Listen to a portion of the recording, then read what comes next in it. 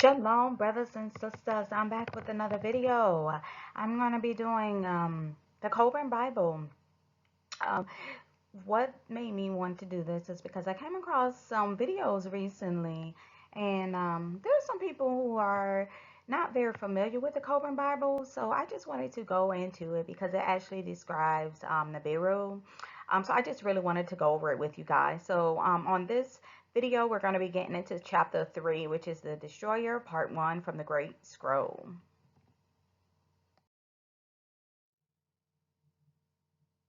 Okay, so what I'm going to do is just get into some of the key points in the Kolbrin Bible, chapter 3, the Destroyer, and then at the end of this, I'm going to play a recording of the actual reading from the Kolbrin Bible for chapter 3.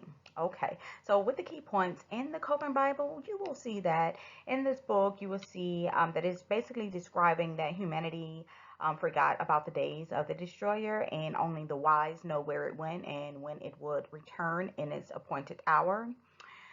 If you don't know, this is referring to Nibiru and its orbital path around our sun approximately every 3,600 years. The appointed hour is referring to the day of the Lord, as it would be a day of darkness and gloom, a day of wrath and judgment for the inhabitants on the earth.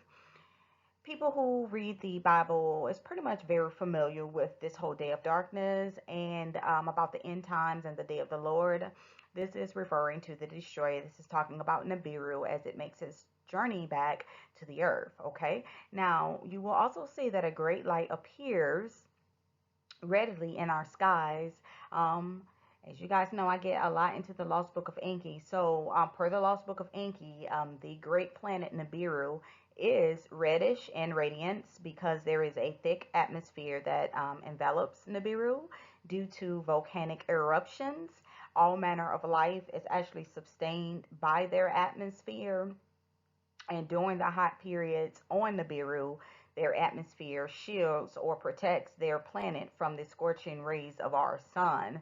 So you guys got to understand that when Nibiru actually comes closer to us, it comes closer to our sun, their planet actually heats up and they start to have a lot of volcanic eruptions and yeah, which is one of the main reasons why they came here in the first place, to get the gold to actually repair their atmosphere, okay?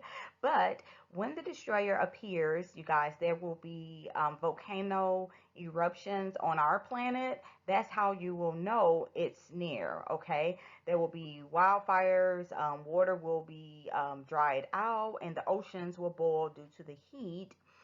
The skies will be red because of the red iron oxide dust from Nibiru. Okay, so let's move right along. Okay, now I want to make a couple of more key points here in this chapter. You will see people will actually go underground to protect themselves from Nibiru because they will be scared, of course.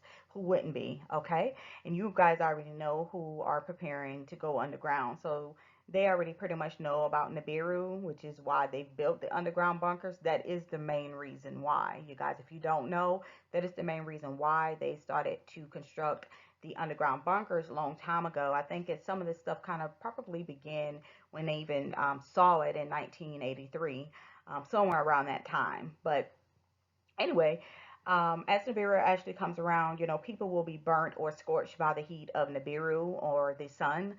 This will be a time where the temperature on the earth will rise. This is considered to be the wrath of the Most High. Consider this to be Judgment Day. Okay, so God is known as a consuming fire. This is what is described in the Bible. You have to understand the description of God, the description of the Most High. It is talking about a celestial being, you guys. The planets, okay? so this is like I said, it's describing the powerful force field of Nibiru. You guys know that Nibiru has a very strong gravitational pull on planet Earth, okay?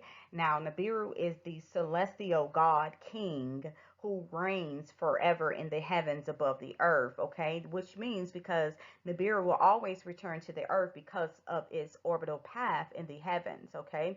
The only way that it doesn't return is if the orbital path shifts or changes, but That's up to the creator of all to change the orbits of the planets. All planets have their own little revolution, their own cycle, and things like that. So if the creator of all behind the scenes want to switch some things around, the creator can, okay? Just as an FYI, not sure if you guys are aware, but Tiamat, which is Earth, was actually in a different location in the past. I believe it was actually where the asteroid belt is today, okay? Nibiru actually caused a shift in our solar system when it got actually thrown out of its orbit.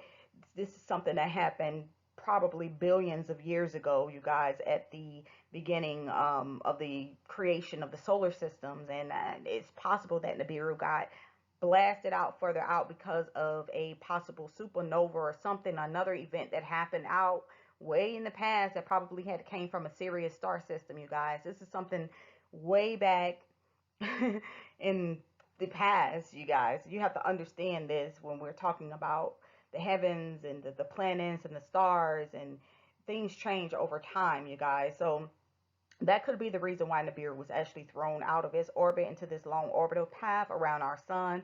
Something had to happen to push it out this far, okay? Now, just so that you know, events that occurred in the past is bound to repeat because it's a cycle. Okay, so this is the reason why you want to ascend from the earth, so you don't have to repeat the same cycle, all over again. Okay, this has something to do with your spiritual journey, you guys. It's a cycle. It's like a this grand clock, you guys, where your soul, on a reincarnation cycle, you get placed back in. And you have to experience this over and over and over again. So that's why you want to ascend out of 3D, so that you don't have to come back or repeat the same thing, because Earth is going to, in 3D, is going to continue to experience ups and downs constantly. Okay, there's going to be times of light and times of darkness. Okay, moving on.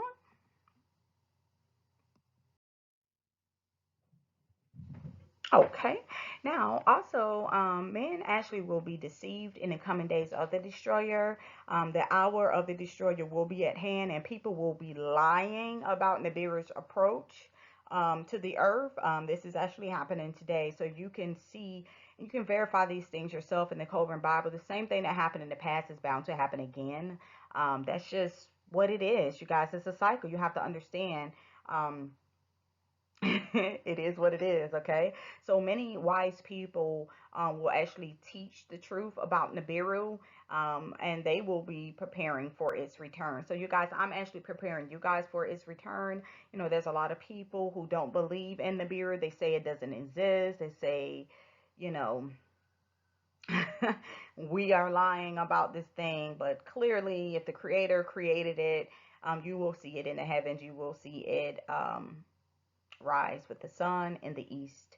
And a lot of people are already seeing it rise with the sun in the eastern skies. Okay, now I will go ahead and let you hear chapter 3 for yourself, and you can judge the matter and tell me what is being revealed. Okay, so I'm just going to play a recording that I've already had on my page a long time ago, but I put the text on there so that you can follow along.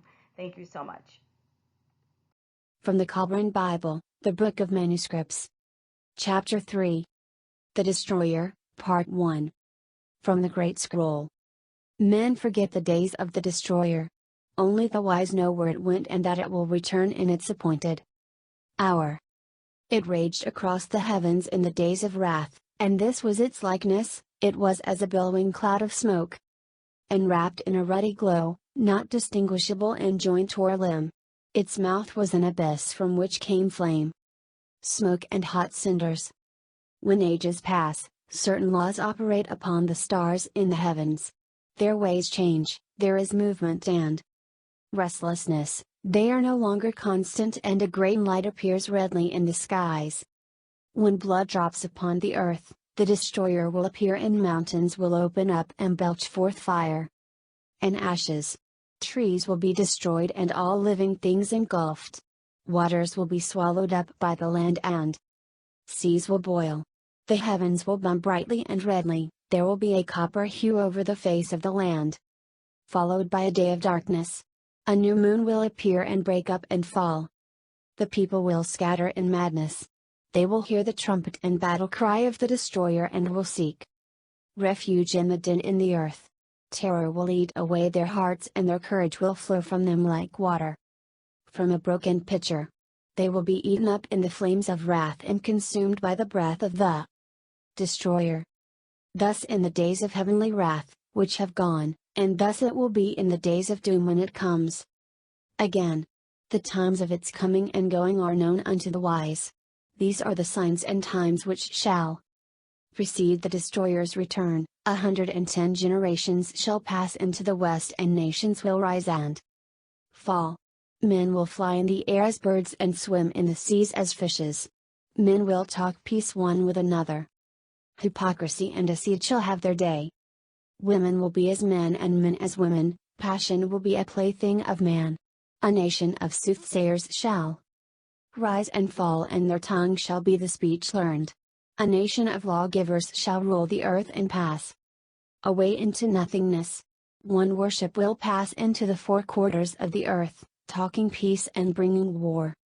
A nation of the seas will be greater than any other, but will be as an apple rotten at the core and will not endure. A nation of traitors will destroy men with wonders and it shall have its day. Then shall the high strive with the low, the north with the south, the east with the west, and the light with the darkness.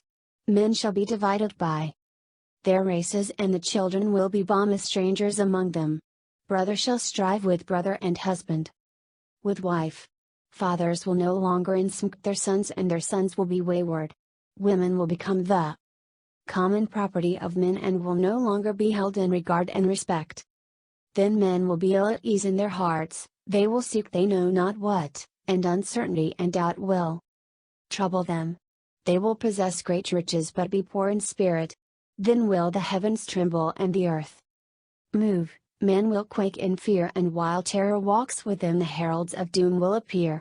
They will come softly, as thieves to the tombs, men will know them for what they are, men will be deceived, the hour of the destroyer is at hand. In those days men will have the great book before them, wisdom will be revealed. The few will be gathered for the stand, it is the hour of trial. The dauntless ones will survive, the stout-hearted will not go down to destruction. Great God of all ages, alike to all, who sets the trials of man, be merciful to our children in the days of doom.